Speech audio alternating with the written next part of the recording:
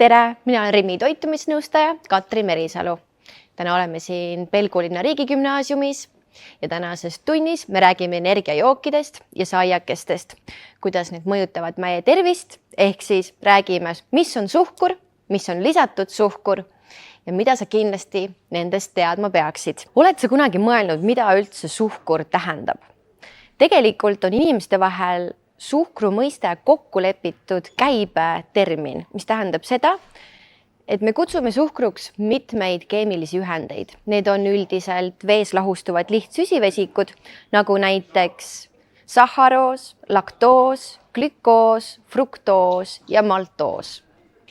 Tihti öeldakse, et saiakesi või näiteks pitsalõiku või magusaid sõõrikuid ei ole hea palju süüa. Ja see põhjus, miks need ei ole hea vahepala sulle, on seetõttu, et need sisalduvad tohutus koguses suhkurt ja väga vähe teisi makrotoitained nagu valgud, väärtuslikud head rasvad ja kiudained. Näiteks, kas sa oled teadlik, kui palju lisatud suhkruid päevas võiksid sa süüa?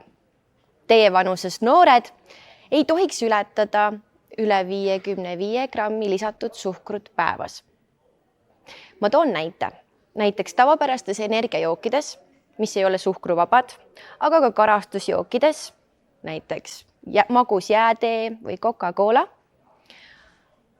siis selles ühes pudelis tegelikult leidubki 55–56 grammi lisatud suhkurt. Siin on 56 grammi suhkurt. Nüüd murekoht selle energiaga ongi just see, et nad sisaldavad küll palju lisatud suhkurt, mis kuulub süsivesikute alla, kuid selles vahepalas ei ole piisavalt teisi makrotoitaineid, nagu näiteks valgud ja head rasvad ning toome siia ka kiudained.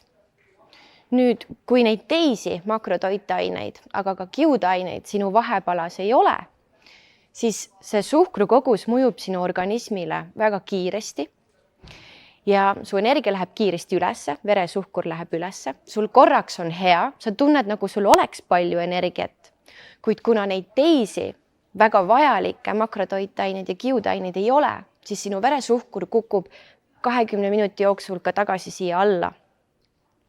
Nüüd selle suure kõikumisega võid sa tunda, kuidas su tuju muutub.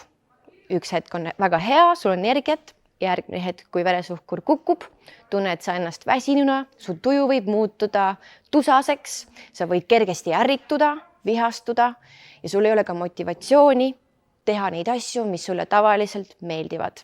Ehk siis pitsalõik, magusad saiakesed, soolased saiakesed, glasuuritud sõõrikud, kreemisaiad ja energiajook näiteks ei ole teie vanuses noortele sobilik vahepala. Ja kui me nüüd mõtleme, mis on hea vahepala, mis on samamoodi väga kättesaadav, mida saad kooli kaasa võtta või poest osta, siis ma toon sulle mõne näite. Väga sobilik on võtta näiteks üks banaan või üks õun.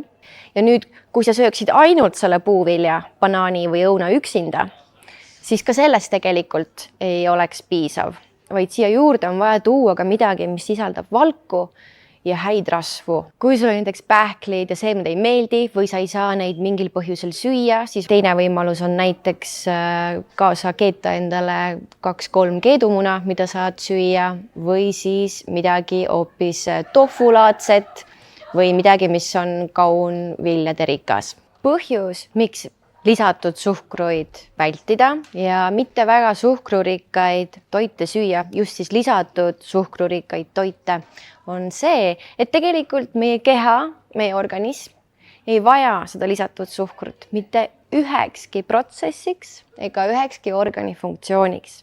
Et tegelikult me ei vaja lisatud suhkrut.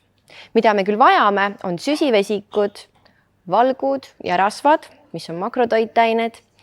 Ja just sellele peaksimegi toitumisel keskenduma. Kui sa tarvitad üleliia lisatud suhkruid ja teie vanuses noortele on soovituslik siis süüa umbes lisatud suhkruid 25 grammi, see on vähemalt pool sellest kogusest siin, siis sellisel juhul sa ei pea muretsema, et see kuidagi sinu tervist mõjutaks. Küll aga kui sa tarvitad igapäevaselt rohkem kui 25 grammi lisatud suhkruid päevas, siis see hakkab ühel hetkel mõjutama kindlasti sinu ainevahetust.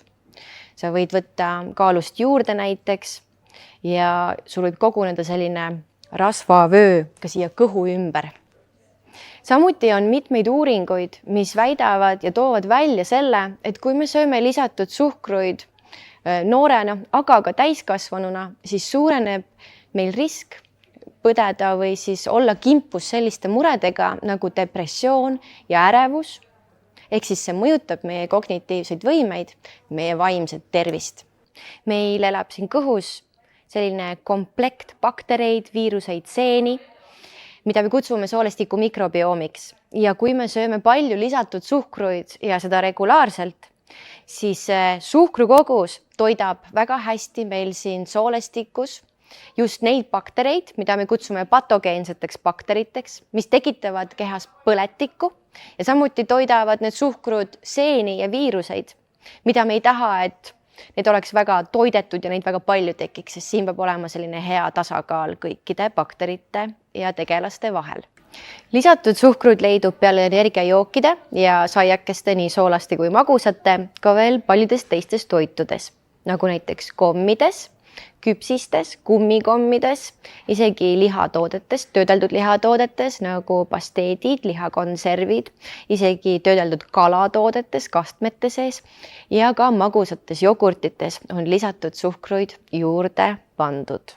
Energiajoogid ei ole meie tervisele toetavad või head seetõttu, et nad sisaldavad suures koguses kofeiini ja nad võivad sisaldada lisatud suhkruid suures koguses või siis sünteetilisi magusaineid. Ja see komplekt kokku mõjub meie kehale mitte toetavalt. Näiteks võivad tekkida seedehäired, sul võib tekkida kõhulahtisus, sa võid tunda iiveldustunnet, sul võib süda pekslema hakata, ehk siis ta mõjutab nii meie seedimist, meie kesknärvisüsteemi, aga ka pikemas perspektiivis meie vaimset tervist. On olemas ka selliseid energiajooke, mis ütlevad, et nad suhkurt ei sisalda või et lisatud suhkurt pole neile lisatud. Need energiajoogid on tehtud sünteetiliste magustajatega ja me ei kutsu neid tavaliseks suhkruks, küll aga see ei tähenda seda, et need oleksid meie tervisele kuidagi tervislikumad. Samuti soovitaksin ma siis neid energiajooke või karastusjooke, mis on nii-öelda suhkruvabad ja tehtud hoopis sünteetiliste magustajatega, soovitaksin neid vältida. Seetõttu, et me teame üsna vähe nende ainete tervisele olevast mõjust, sest et neid ei ole väga palju veel uuritud.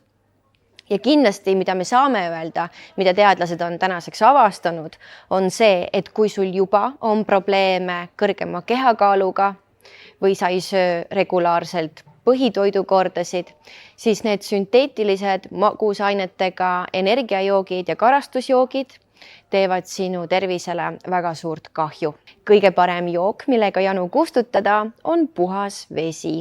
Kui sulle vee maitse ei meeldi, siis soovitan sinna lisada näiteks kurgiviilu või sidrunit või apelsini.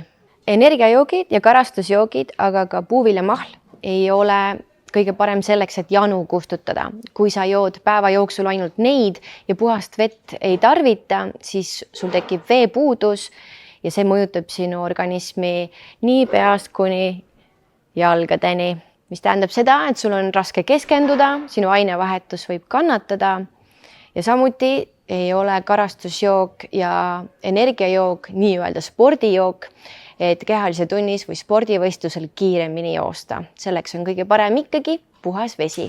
Lõpetuseks soovin öelda, et on täiesti normaalne, kui soovid aeg-ajalt suhu pista küpsise, kommi või süüa tähtpäeva puhul kooki või torti, kuid sellisel juhul tee seda alati peale lõunasöögi või õhtusöögi söömist, kui sa oled just söönud põhitoidu korra, mis on tasakaalustatud, siis ei mõjuta see sinu veresuhkurt nii palju ja on sulle tervislikum.